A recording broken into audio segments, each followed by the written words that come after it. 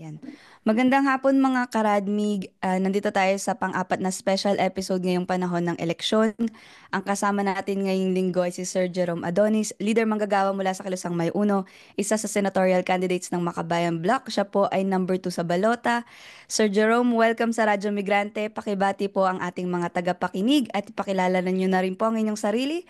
At kung pwede po ba, pakikwento na rin po kung bakit po ba kayo tumatakbo bilang senador. Well, unang-una bumabati ako ng isang magandang araw sa Radyo Migrante, sa lahat ng mga OFW na nagsasakripisyo sa ibayong dagat, saan man sa mundo, para lang magkaroon ng magandang buhay yung kanilang pamilya dito sa Pilipinas. At the same time, sa inyong mga ambag sa ekonomiya ng ating bansa. No, although ang dami nating kinakaharap na problema. So again, ako si Jerome Adonis, ang kasalukuyang Secretary General ng Kilusang Mayu-Uno, isa sa 11 kandidato sa ilalim ng Makabayan Coalition for Senatorial Race ngayong midterm election 2025. Ngayon, of course, maraming nagtatanong bakit tumatakbo ang isang labor leader, no, sa halalang 2025. Nais ko lang banggitin na 11 kami sa Makabayan Coalition. Lahat kami ay nakandidato ay galing sa tinatawag nating marginalized sector. Kung isa-isain ko yung mga major sectors na nandyan, ako bilang manggagawa, magsasaka, mangingisda, transport sector, urban poor, syempre yung usaping pangkalusugan, health sectors, LGBTQ plus QA, at saka yung kababaihan, OFW, etc. And so on and so forth. So iyan po yung bumubuo sa Makabayan Coalition. Ang Makabayan ay tumatakbo sa halalang ito bilang political alternative doon sa mga kampo ng kadiliman, kampo ng kasamaan, which is kampo ng Duterte at saka ng Marcos. Kasi lahat ng tumatakbong senatorial sa magkabilang kampo na to, in fact, sila yung rason kung bakit napakatindi ng pang-ekonomikong krisis sa bansa sa kasalukuyan dahil wala silang ginawa in the first place para i-address yung long-standing na problema ng ating bansa. Pangalawa, all of them are recycled, no, pabalik-balik, paulit-ulit, at ang tingin natin, wala silang magiging mabuting representasyon sa Senado this coming midterm election dahil wala naman silang ibang hinangad kung hindi mas proteksyonan yung interest nila, self-interest at political interest siyempre ng nag-aharing uri, no? Kaya dyan, in the expense yan ng taong bayan. So again, ang Makabayan Coalition ay tumatakbo bilang alternative politics. Dala namin concretely yung issue ng taong bayan, ng mga mahihirap, at meron kaming konkretong plataforma paano ito re-resolbahin sa isang doable paraan at pangmatagalang solusyon sa ating bansa. So ito ring pagtakbo ng Makabayan Coalition ay isang form of protest dahil laban sa mga traditional at political dynasty. So hindi namin maaatim sa Makabayan, sa Kilusang Mayu-Uno, na hayaan yung ating mga kababayan this coming midterm election na mamili sa pagitan ng kasamaan at saka kadiliman, no? Dahil yun nga, hindi sila mabubuting wala silang intensyon para resolbahin ang ating bansa sa kumunoy ng kahirapan at saka kagutuman. So ako bilang nakapokus sa labor sectors, no, wala akong nakikita ko na kailangan talaga na magkaroon ng genuine representation sa Senate coming from the labor sectors, at for the longest time wala yan, no. Wala ni isang senador diyan na sumasahod ng minimum wage na 645 pesos kada araw. Wala ni isang senador na every month nag-aalala baka hindi makaupa ng bahay, mapalaya sa kanilang tirahan. Wala ni isang senador na nag-aalala na hindi makabayad ng kuryente, tubig, hindi mapakain ng maayos yung kanilang pamilya, at mawala ng matrikula para sa pampaaral ng kanilang mga anak. Walang ganon ni isang senador. Wala ni isang senador na nakaupo sa kasalukuyan ang nakaranas ng totoong danas ng mga manggagawa araw-araw, pag-commute from home sa napakabaang traffic para pumunta sa trabaho, pag-uwi mula sa trabaho magtitiis sa mahabang traffic at susweldo lamang sa sahod lamang ng kakarampot at grabing pagtitipid baon sa utang ang mga manggagawa. So ito ang lahat ng rason kung bakit tumatakbo ako as a labor leader at ang 10 ko pang kasama sa Makabayan Coalition this coming midterm election. Dala namin ang tunay na boses ng mga manggagawa at ordinaryo mamamayan. At kailangan yan sa Senado sa kasalukuyan. Sa ngayon, Mhm. Salamat sa pag-explain niyo, Sir Jerome. Actually, yeah, dito sa radyo na kasama na namin si Nurse Aline, si Teacher Franz. So, talagang yung mga silang mga nakakaranas talaga nung totoong kasalukuyang kondisyon sa Pilipinas, sila ang may alam talaga kung paano nga ba maring baguhin no itong mga dinadanas ng ordinaryong Pilipino. So actually connected dito sa susunod naming itatanong, which is kung maaari niyo po bang isalarawan para sa ating mga tagapakinig kung yung kasalukuyang sitwasyon ng mga manggagawa sa Pilipinas base sa usapang yon, sahod, benepisyo, seguridad sa trabaho, at paano ba ito nagre-resulta sa migrasyon ng sobrang daming kababayan natin? well, yeah. Magandang question yan. Kasi yung mga DDS, yung mga pro-Marcos, sinasabi nila, ini-exaggerate daw namin yung data, no? Para lang sirain yung gobyerno in favor sa Makabayan Coalition. Kalalabas lang ng survey ng SWS survey yesterday, no? Tumaas from 14.4 million families na naghihirap, tumaas into 15.5 million. Ibig sabihin umakyat ng 1.1 million despite na ibinuhos ng gobyerno yung mga tulong sa pamamagitan ng ayuda, AIX, AKAP, etc. and so on and so forth. Hindi maikakaila. In short, hindi yan ang uh, solusyon sa problema. Okay. Balik tayo sa problema sa kasalukuyang sitwasyon. Nananatiling napakababa ng sahod ng mga manggagawa sa ating bansa. Sa buong bansa, 645 sa Metro Manila, habang 361 sa BARM. So papaano ang question ngayon, paano mabubuhay ngayon ang bawat pamilyang Pilipino na may 5 miyembro? Pangalawa, majority na naka-empleyo, both public and private, are nasa contractual status. So by practice sa ating batas, kapag ikaw ay contractual status sa Pilipinas, hindi ka maaaring sumali at mag-organisa ng union.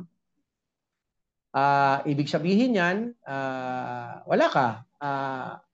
Ikaw yung tatanggap ng pinakamabibigat na schedules, pinakamabibigat na trabaho, pero pinakababang sahod. Thirdly, ang pag-uunyon sa Pilipinas ay itinuturing na terrorist activity. Napakabilis mag-accuse ng NTF-ELCAC, ng Philippine National Police, ng Armed Forces of the Philippines, and even some government agencies na kami ay linked sa terrorist organizations or linked kami sa revolutionary movement para maging legitimate target kami. Wasakin yung aming imahe sa publiko at gawing legitimate target ng atake ng gobyerno. That's why kung sa labor movement sa Pilipinas yan, 68 ang pinatay ng mga leader at organizer sa buong bansa sa panahon ng Duterte. Nadagdagan pa yan ng 4 sa panahon ni Bongbong Marcos. May inabdak na 6, no? At nagpapatuloy ang house-to-house ng NTF-ELCAC para mag-disaffiliate campaign sa Kilusang Mayo 1. So, lahat ng yan ay nangyayari. Lahat ng yan na sinabi ko ay documented. At in fact, nagkaroon na noong 2023 at nagkaroon ng favorable decisions ang ILO mission in favor doon sa aming mga complaint. But then again, hindi yan in-address ng gobyerno. In short, naharap talaga ang mga manggagawa sa pinaka malubhang krisis, no? sa kasalukuyan. At tagus yan sa iba't ibang sectors ng ating bansa. Matindi yung kawalan ng trabaho at nagtataas ang presyo ng mga pangunahing bilihin, iwan-iwan. On the other hand, pinapakita din naman ng survey na even during COVID time, tumaas at patuloy na tumataas ang productivity ng mga manggagawang Pilipino. Second, kalalabas din ng survey sa Forbes Magazine, kumita ng bilyong piso ang mga bilyonaryong Pilipino. At in fact, nanguna dyan yung number one na political dynasty, land grabber, no? Nag-hire ng pinakamaraming contractual workers, walang iba kung hindi Umani Villar Corporation. So, nanguna siya bilang bilyonaryo. In short, kumikita ng milyon hanggang bilyon ang mga negosyante sa Pilipinas. No? And thirdly, pinagmamalaki palagi ng gobyerno ni Bongbong Marcos na one of the fastest growing economy ang ekonomiya ng Pilipinas. I assume na napakalaki ng contribution na ipinapasok ng ating mga OFW kayo dyan, no? Sa amang panig ng daigdig, nagpapasok kayo ng dollar remittance. Kaya kumikita yung bansa. In short, nagtatrabaho tayong lahat. Yung working people nagtatrabaho. But then again, babalikan ko, dapat kung kumikita ang bansa, natatranslate yan sa pagbaba ng presyo na bilihin, pagtaas ng sahod. Pero sorry to say, hindi yan nangyayari. Second, dapat kung kumikita ang bansa dahil nagtatrabaho tayo, dapat natatranslate yan into services. Dapat dumadagdag ang budget sa education, dapat dumadagdag ang budget sa health, no? Dapat nagki-create ng trabaho ang gobyerno, dapat dumadagdag ang pondo para sa mga magsasaka, para makalika, makapagtanim ang mga magsasaka ng pagkain ng buong bayan natin. But then again, it's totally opposite lahat ng nangyayari. In short, saan napupunta yung malaking profit na nililikha ng aming labor fruits? Walang iba kung hindi sa malalaking korporasyon at saka sa pagkolekta ng tax ng gobyerno. At kitang-kita yan na patuloy ng expansion ng malalaking business. So nandun ang aming moral ground, legal ground, na humingi talaga ng nakabubuhay na sahod. Kasi in the first place, ang nakalagay po sa konstitusyon ng Pilipinas, ang nakalagay ay very clear, dapat makatanggap ng living wage ang mga manggagawang Pilipino or nakabubuhay na sahod. But ang actual na namin nare-receive ay hindi living wage, hindi living. No? Living wage ang tawag namin dyan.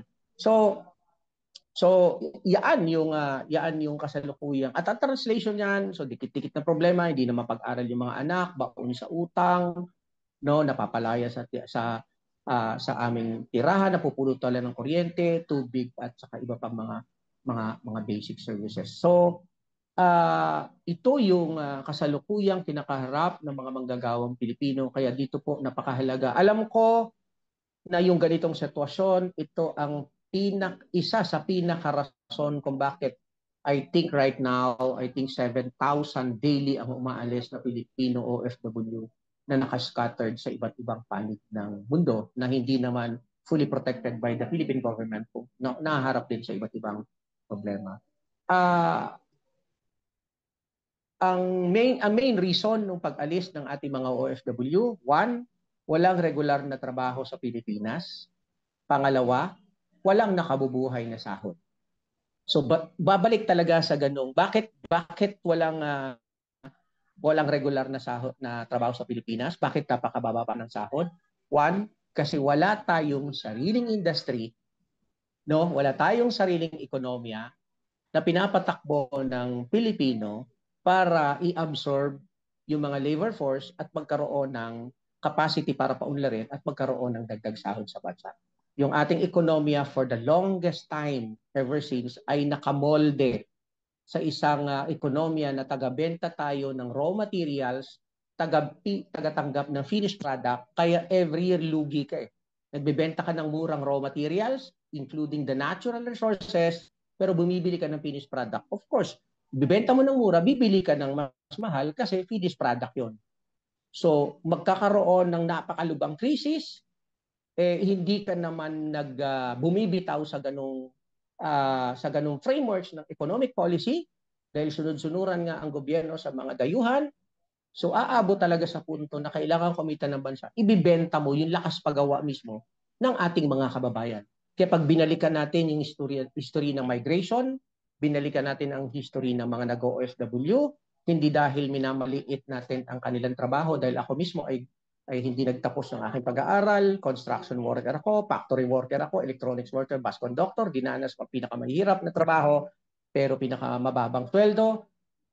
Way back nung early part ng ikalawang digmaang pandaigdig dahil wasak yung ating ekonomiya, di ba? Ang ine-export natin yung mga magsasaka, taga-tanim ng prutas, taga-pitas ng prutas, and construction worker. Pero ngayon, 21st century, nagpatuloy, lumala pa. Ang ine-export na natin, mga professional, doktor, guro, nurses, and worse, even the scientists. So, makikita mo yung isang napakalubha na krisis ng ating bansa. Hindi dahil mga tamad ang mga Pilipino, hindi dahil kapretyoso ang mga manggagawang Pilipino, kundi dahil ang sistema ng ating bansa ay anti-worker, anti-people, pro-foreign policy. So kaya yun po ang isang kinakaharap ng ating bayan. Kaya pag tinignan natin, i-capsulize natin sa OFW, dahil napakataas po ng inflation rate sa ating bansa, malamang marami sa inyo, marami sa ating mga kababayan na nagtatrabaho, nanay, tatay, kapatid, kuya at ate, sasabihin ng ating pamilya sa Pilipinas, ate, kuya, nanay, tatay, baka pwede nyo naman pong dagdagan yung inyong padala. Bakit? Hindi na kasi nagkakasya yung dati. Just because kinakain yan ng inflation rate na napakatindi sa kasalukuyan. I-connect din natin na meron tayong mahigit 16 na trilyong budget by 2025 at malaking bulk niyan ay utang. Kaya yung gobyerno ng Pilipinas ni Bongbong Marcos, hindi niya magawa-gawang ibaba ang presyo na bilihin sa Pilipinas kasi yun nandun niya ine-extract yung buwis para pambayad sa utang. Pag binabayan yon, magkakaproblema siya. Kaya makikita natin na nangungutang sila in the expense ng ordinaryong mamamayan. Nakakagalit, nakakabwisit, nakakaasar kasi nagpumirma pa si Bongbong Marcos ng batas na Create More. Create More na nagbigay pa ng mas malaking pabor sa mga dayuhang, sa mga malalaking korporasyon from 30% ng kanilang corporate tax down to 25%. At yung mga medium na kumpanya down to 20%. Imagine mo, baliktad, isang napakalaking kalokohan, samantalang ang prinsipyo ng taxation, one, kunan mo ng tax yung may capacity. Sino may capacity? Di yung mga korporasyon. At ibigay mo sa anyo ng services sa mga walang-wala at sa mga mahihirap. So baliktad ang ginawa. Niliitan yung budget ng may kakayanan habang itinataas yung kinukuha doon sa walang kakayanan sa pamamagitan ng pagtataas ng presyo through inflation rate ng mga basic goods and services. So ganoon kalubha ang krisis sa ating bansa. Yan yung connect ng bakit napakalaki, yan yung paliwanag kung bakit every year ay patuloy ang paglaki ng mga OFW migration sa iba't ibang panig hangga't hindi nare-resolve yan, papalaki pa yan sa susunod kasi yung pag-abroad ay means of survival. Mhm. Mhm. Napakalinaw nung pagkakaano niyo, no, pagkakahayag niyo, Sir Jerome. Talagang kitang-kita yung connection na kapag lumalala yung nangyayari sa Pilipinas, mas nahihirapan din yung mga kababayan natin dito sa ibang bansa na mga nagtatrabaho sa ibang bansa. At mas napipilitan silang tiisin kahit gaano pa kahirap na yung sitwasyon nila sa ibang bansa dahil mas natatakot sila umuwi sa Pilipinas dahil hindi sila sigurado kung anong mangyayari doon. I think pasok ito sa susunod nating tanong na kung saan ano ba yung initiative ng mga manggagawa para tugunan yung mga isyong kinakaharap nila dyan sa Pilipinas? At saka kung maaari nyo rin pong Sir Jerome, i-connect na rin ito dun sa karanasan nyo sa pag-oorganisa sa particular sa next Pilia Strike nung March para maano na rin natin sa mga kababayan. Well, unang-una, gusto ko lang banggitin na baka kasi yung mga kababayan natin dahil ang kwento natin ay malubhang krisis, ay hopeless na, no? Mhm. Hindi hopeless. Meron tayong magagawa. Yung reforms na hinihingi natin ay hindi natin maiaasa na gagawin ng kusa ng current regime and even the susunod na regime. So kaya dito hinihingi talaga strongly yung ating unity across the sectors, at yung mga OFW. So paano gagawin kung kami sa sektor ng mga manggagawa, gaano man kahirap, pinapatay man kami, pinoprosecute man kami, sinasampahan man kami ng gawa-gawang kaso, ay patuloy nating ginagawa yung mandate namin under the Constitution and labor laws para mag-organisa ng mga union under the banner ng tunay, palaban at makabayang unionismo. Mahirap siya, pero continuous nating ginagawa yan. Pangalawa, patuloy nating i-challenge sa collective bargaining agreement ang pagtataas ng sahod, challenge natin ang mga regional wage board para itaas ang sahod, at challenge natin ang legislative body, the lower house and the upper house and the Senate, kahit yan ay pinamumugaran ng mga landlords and businesses, challenge natin yan. And of course, challenge natin si Bongbong Marcos as a president to sign an executive order na nagtataas ng sahod ng mga manggagawang Pilipino na 1,200 per day dahil yun ang kailangan. So yan yung ginagawa natin. Ako ay meron akong at least I think 11 to 12 years na experience sa pagbubuo ng union on the ground. Hindi lang union, no, kung hindi mga samahan din ng mga kabataan sa community, samahan ng mga nanay sa community nung panahon na yan. That was 2003, ako nag-start hanggang 2013. Tapos may ilang experience din tayo na nakipamuhay at nag-organize sa countryside sa hanay ng mga magsasaka. No? So ang point lang natin dito, kailangan talaga yung mga unities. Kailangan talaga kami sa Makabayan at the same time, meron kaming yung tulad na binanggit ko kanina, nais kong sagutin yung sinasabi ng gobyerno na ang KMU at ang Makabayan, wala kaming ginawa kung hindi mag-critique. Wala daw kaming pinuput forward ng concrete solution. It's completely lie. No? Kami sa Makabayan at sa KMU, meron kaming mga concrete doable doon sa problema ng ating bansa para makawala unti-unti. One, alam nating lahat na ang nagpapataas ng presyo ng bilihin, pagkain at serbisyo ay yung produkto ng petrolyo. Oil. Dahil lahat dyan nakaasa. So simple, mayroong batas ng oil deregulation law sa Pilipinas, ibasura mo ang oil deregulation law. Kung hindi mo kayang ibasura yan, pwede ba, gobyerno, tanggalin mo ang excise tax, VAT, sa presyo ng langis, kuryente, tubig, pagkain at gamot. Ganun kasimple. Kapag tinanggal ang excise tax, VAT sa langis, bababa ang presyo ng kada litro ng 13 pesos. So simple ang lohika. Kung ang langis ang nagpapataas ng lahat ng pagkain at serbisyo, yung langis din ang re-resolbahin mo para bumaba ang lahat. Pero hindi ginagawa yan. Diba? Just because, ayun nga, lahat ng congressman, majority of the congressmen and senators are businessmen at saka landlord. So madali nilang gawin yan. Madali sila mag-promise during the campaign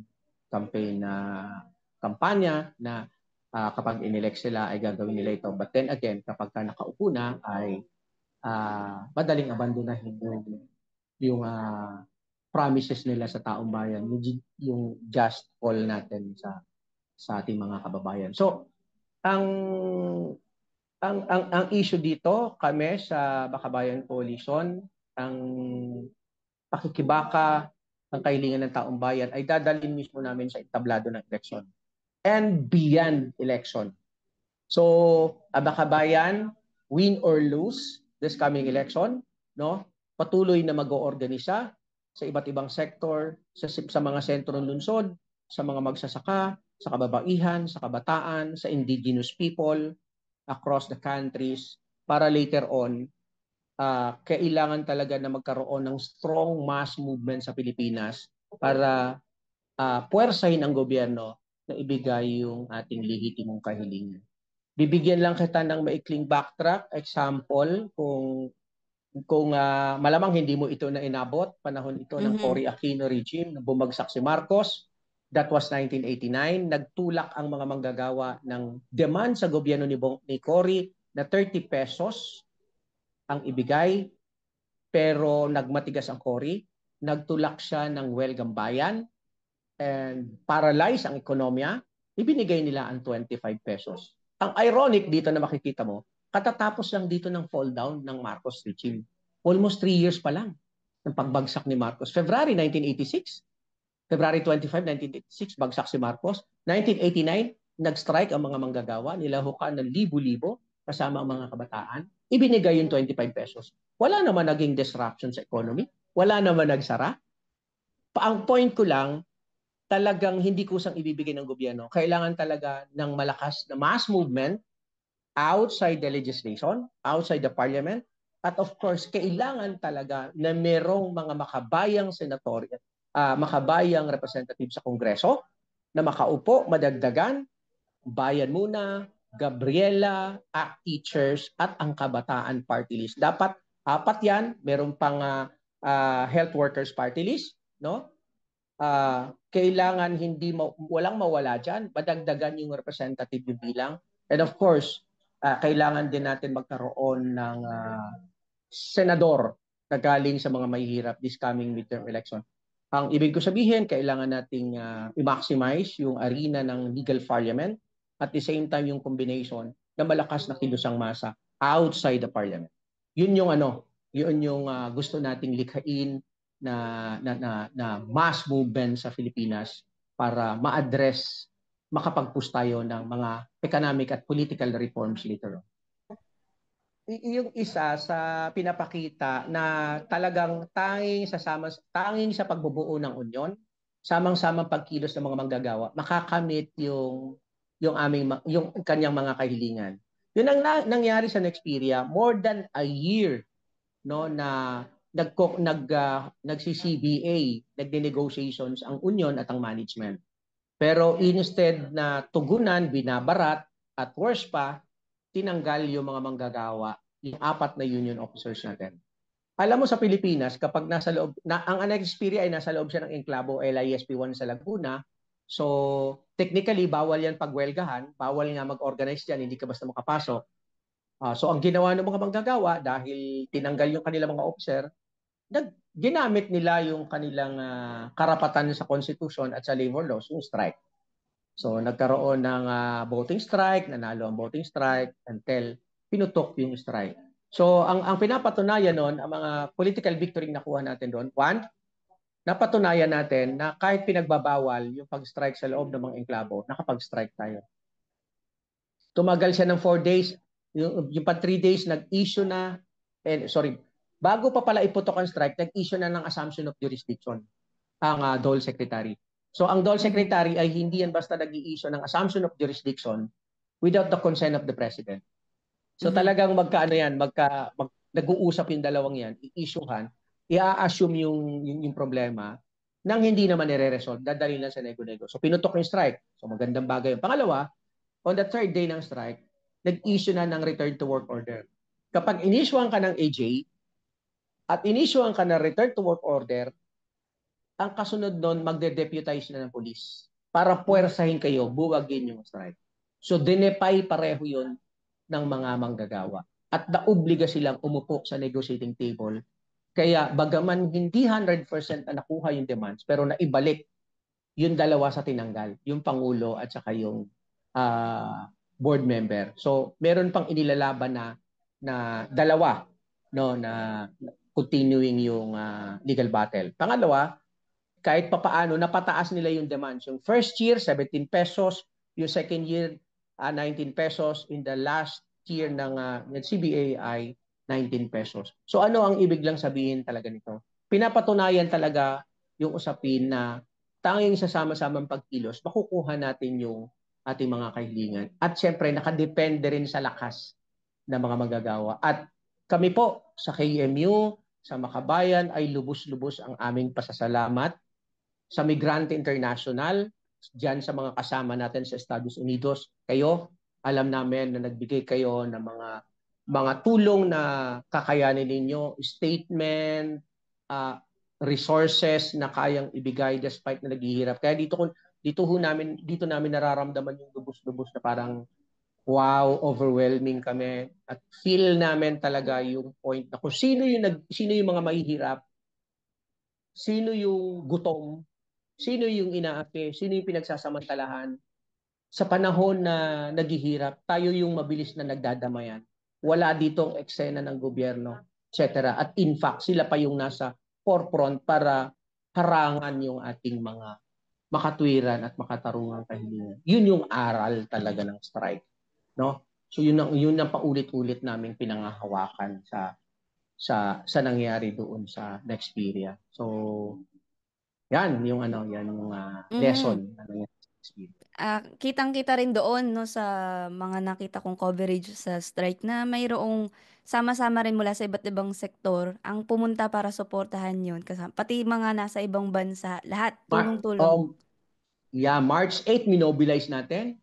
Tapos, imagine mo, may economic blockade pa na Mhm. in-impose. Ako yung isa sa nakipagnego para maipasok yung pagkain. May nag-high blood na doon sa loob, pero wala talaga. So, talagang na-feel talaga natin yan totally. Walang pakialam talaga ang gobyerno. Nag-seek tayo ng call ng attention sa Dole Secretary, kay Lagwesma. So, inutil, walang kwenta. No? So akala nila mapapa-atras nila yung mga manggagawa. No? So, sabi namin na sa atin ang lahat ng dahilan, na sa atin ang lahat ng rason, na sa atin ang support, local and international. So, ilaban talaga natin na till the end na sa tingin natin, kaya pa natin. At the moment na medyo tingin natin pagod na tayo, i-grab na natin yung ino-offer ng kumpanya at then muling magpalakas sa inaharap para maghanda sa mas malaki pang laban. So kaya ano yan nag-inspire yan nagkaroon din ng mga laban sa mga universities, naghain ng notice of strike ang UST. Dahil doon lang namin matutuklasan, ang dami rin palang violation. Imagine, ano to pinatatakbo ito ng religious group. UST, no? Mhm. Pero binabiolate. At tapos yung Lyceum University. So na-inspire sila na kailangan lang pala talagang lumaban para makuha natin yung legitimate na demands. Yun yung lesson na sinishare ko din kanina, that was noong 1989, para hilingin or i-demand sa pambansang pamahalaan yung ating kahilingan. So imagine natin yan kung ang lahat ng yan ay sabay-sabay na nagmamarcha sa buong bansa asking to pass the national minimum wage 1,200 pesos. Binubuliglig natin ang House of Representatives, niraralihan natin ng malaki ang uh, ang Senado. Nagkakaroon tayo ng mga welcome bayan. I doubt na hindi bibigay ang gobyerno kasi meron talaga silang ibibigay. Kinikip lang nila hangga't kaya nilang ikip, no? Kaya kailangan talagang i-challenge yung mass movement at lead by the working class. Mhm. Mhm. Talaga salamat sa sa pag-share nung sa learnings at saka pati na rin sa mga success na obtain no nung sa next year strike dahil dun sa sama-samang pagkilos ng mga manggagawa pati na rin ng suporta ng iba't ibang sektor dun sa strike na iyon. Um, Sir Jerome, dun sa dito rin sa Canada, no, may mga pagkilos ng mga manggagawa, ganyan. Dahil sa, ginigipit din ng mga manggagawa dito sa Canada as much as possible ng mga korporasyon. Ang ilan ngang mga naging reaksyon ng mga korporasyon ay minsan isasara na lang nila yung branch na yon or isasara na lang nila yung mga branch sa isang buong region dahil nagsimula na ang ang isang factory na mag ah, na mag-organize. So malakas din reaction dito ng mga korporasyon sa mga pagkilos ng manggagawa. Pero gusto ko rin po itanong sa inyo kung ano po ba yung mga pagkakapareho at pagkakaiba ng sitwasyon ng mga manggagawa sa Pilipinas at no, sa mga manggagawa sa Canada. Well, tingin natin of course, ang pagkakapareho, pare-pareho tayong manggagawa, no? Ang common sa atin, both Canadian workers and Filipino workers, nagbebenta tayo ng ating lakas paggawa para mabuhay. Okay, yan ang common. Tapos, commonly nakakaranas tayo ng iba't ibang level violation sa workers' rights. So, alam ko sa Canada and some other countries sa Europe, bumababa din yung sahod at tumataas yung inflation rate, binabawasan din, nagkakaroon ng mga budget cuts sa health and education and other benefits coming from the state. So, dito sa Pilipinas, ang kaibahan lang yan, dito totally wala. No? Dito, pag nagkasakit ka, wala kang pera, patay ka, sementeryo ang pupuntahan mo. So, ganun. Kasi, kung may budget man dito sa sa pangkalusugan, hindi pa nga makakabili ng isang biogesic. No? So, totally wala. Tapos dito, totally, yun nga, yung pagtatayo ng union ay tinuturing na illegal. Sa Canada, mukhang nire-respeto pa yung pagtatayo ng union. No? Siyempre, alam ko, global phenomenon na rin yung usapin ng contractualization. Diyan, ang tawag natin ay short-term contract dito sa Pilipinas at sa ibang some other countries in Asia ay contractualization ang tawag natin. So, yun ang pagkakaiba-iba. Kaya, pareho tayo, ang common din, pinagsasamantalan tayo ng pandaigdigang sistema ng kapitalista, yung global system, di ba?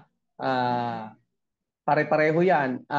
Ang mga manggagawa sa Canada ay minsan nag-hire ng mas murang lakas paggawa yung Canadian company na nagagaling sa mga sa Asian countries kasi handang tumanggap ng mas mura. Akala ng Canadian workers inaagawan sila ng opportunity sa trabaho, no? Yun yung mga ganong kaya mahalaga talaga na palakasin natin yung international solidarity ng mga manggagawa. Although kailangan natin kilanlin yung iba't ibang level ng degree ng exploitation sa pagitan ng mga first world, lalo na kayo dyan sa Canada, at saka yung tinatawag nating Global South, yung mga Global North. Of course, in terms of exploitation, mas malala kami dito kumpara sa inyo. Pero pinagsasamantalan tayo pare-pareho ng isang pandaigdigang sistema ng imperialismo, ng kapitalismo sa buong daigdig. At kailangan ng basis of unity. Kailangan magkaisa ang mga manggagawa dyan sa bagay na yan para labanan yan mga types of exploitation na yan, no? Kaya kanina narinig ko yung tinatanong mo, yung International Solidarity hosted by the KMU, 'di ba? Mhm. Actually, rarely naming hino-host 'yan. Ang common issue lang diyan talaga ay yung workers issues, wage, contractualizations, right to unionize, etc. and so on and so forth. So, medyo naharap talaga kami, medyo na left behind namin yung pag-organize niyan every year. So binabalikan ulit namin no itong ito this year ay nag-host ulit kami para mag-start up at nagkaroon tayo ng ilang mga bisita no na kaibigan from a different union. So itutuloy-tuloy namin 'yon kasi the moment na lumuluba ang pandaigdigang crisis economically, the more na kailangan talaga nating mag-unite at magkatulungan. Kasi pwedeng concretely iba yung sitwasyon sa Pilipinas, iba rin diyan sa pero nagiging malaking bagay yung sharing during the conferences, sharing paano lumalaban yung mga manggagawa sa Canada para call out yung government, call out yung company doon sa kala. Tapos kami din dito sa Pilipinas paano yung sharing na ganun importante yon para patibayin yung solidarity ng working class sa daigdig.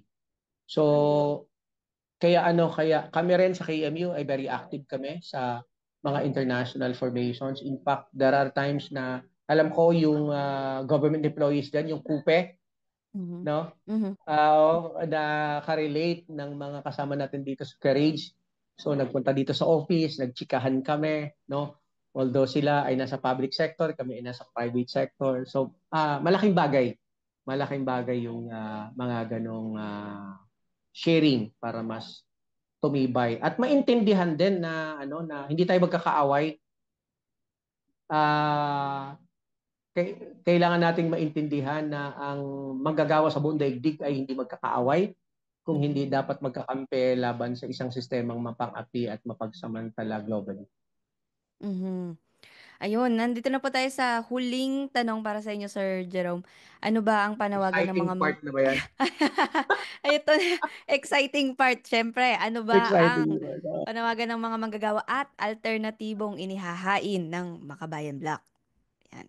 Well, Para maganda ang malapit na ang ating May pagtapos, Oo, no?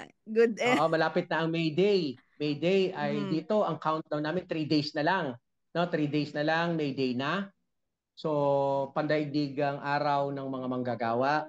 Ito ay sa Pilipinas, pambansang protesta, no? Paniningil sa rehimen ni Duterte, pagpapanagot sa rehimen ni Duterte sa kanyang mga economic crimes, political crimes, human rights crimes sa kanyang panahon, paniningil kay Bongbong Marcos sa kanyang rehimen sa pagpapabaya at pagpapatuloy ng kahirapan, kagutuman, injustice, pagkulong at pagpapatay sa mga lider. Kaya ipagdiriwang namin ng Mayo 1 sa anyo ng protesta, dala mismo yung issue ng malakas na panawagan ng pagsasabatas ng 1,200 pesos per day, pagbaba ng presyo ng mga bilihin, pag-address doon sa usapin na usapin ng inflation, unemployment, yung mababang budget sa education, health, at saka yung human rights sa ating bansa.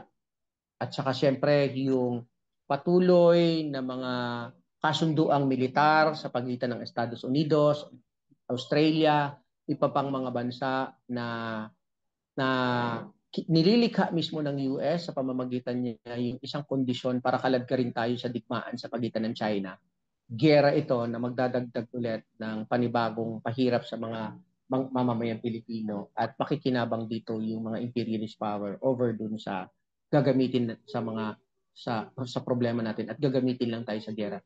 So, dala-dala natin yung isang komprehensibong call, ang panawagan namin na kailangan itong sulong, no, labanan ang policy ni Marcos, isulong ang pambansang demokrasya na may socialistang perspektiba. Kaya ano to, para bang isang big reunion ng mga pamilya, no, ng mga kaibigan, ng mga kasama, kumpare, kumare, no, kakalase, no. So, gagawin natin ito all over across the countries doon sa mga main cities, no, sa buong bansa. At alam ko magkakaroon din ng iba't ibang pagkilos, no, sa iba't ibang bansa. Although siyempre parang sa ibang mga bansa yata yung paraan nila ng May Day festive, no? Pero dito sa Pilipinas, ano 'yan, protesta talaga 'yan, no? At minsan na nagkakaroon pa ng mga clash sa pagitan ng rallies at saka ng pulis dahil hinahadlangan tayo makarating doon sa Mendiola para paano natin parating sa Malacanang yung ating mga kaibigan. So, kami naman sa Makabayan ay strongly yan din yung daladala namin sa kampanya. Kaya kung sakasakali man na ang isang Jerome Adonis ay papalarin sa Senate this coming midterm election, ay agad tayo magpo-propose ng Senate bill na itaas ang sahod ng mga manggagawa ng 1,200, i-regularize ang lahat ng mga manggagawa na nasa contractual status, both public and private. So, suportahan natin yung call ng mga kamanggagawa natin sa government employee na 33,000 ang monthly na sahod. Siyempre, sa mga nurse at doctors, 50,000 monthly. So, at siyempre, yung pagpapanagot, no, dito sa NTF-ELCAC sa kanilang mga pangre-red tag, no. Tama ba yung dinig ko? Parang nandyan yata si Celis. Sa Oo. Canada ba? Parang oo. Nandyan lang Yung red. sa, ano, malapit lang dito. Oh, yan. So lahat ng ito yung mga Mhm. issues na malakas natin dadalhin sa Mayo, no? And beyond May 1, of course. Mhm.